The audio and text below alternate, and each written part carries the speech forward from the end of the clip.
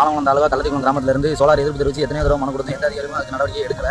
எவ்வளவோ நாங்களும் முயற்சி பண்ணி பார்க்கோம். ஆனாலும் காவல்துறையோ வனத்துறையோ எப்படியோ அவங்க நாங்கள் அப்ரூவ் கொடுத்துரும் அப்படின்னு சொல்லி இல்லீகலா வந்து மரத்தை விட்டுறாங்க. ஆலங்குளம் கள்ளத்திக்குளத்துல இப்போ ஒரு போராட்டம் பண்ணிட்டு இருக்காங்க. என்ன போராட்டம்னா, இங்க சூரிய மின் நிலையம் வைக்கக்கூடாது அப்படின்னு ஒரு தரம் போராட்டி இருக்காங்க. ஆனா நீங்க எங்கனாலும் மனு கொடுங்க, என்னனாலும் செய்யுங்க, நாங்க காட்டை அழிக்க போறது உறுதிதான், பல லட்சம் மரத்தை வெட்ட போறது உறுதிதான், வனவிலங்கு எல்லாத்தையும் அடிச்சு பத்திட்டு அதுல கண்டிப்பா நாங்க வச்சே தீர்வோம்னு சொல்லியிருக்காங்க. ஆனா அதுக்கு எல்லாரும் சப்போர்ட் இருக்காங்க. ஆனா நம்ம ஒரு எங்கேயாவது ஒரு காட்டுல போயிட்டு வச்சுக்கோங்க, வனத்தை நம்மளை போட்டு அந்த அடி அடிக்க எங்க எவ்வளவு வர விட்டான்னு கேட்காங்க.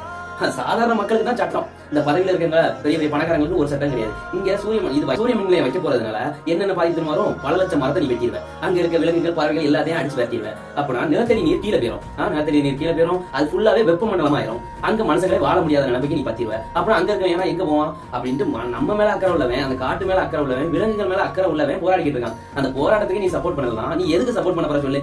நீ வாட்டில திம்ப, நீ வாட்டில உறங்குவ. இந்த பிரச்சனை நம்ம ஊர்ல தான் நடக்கு. நம்ம ஊர் கள்ளத்திக்குளத்துல தான் நடக்கு.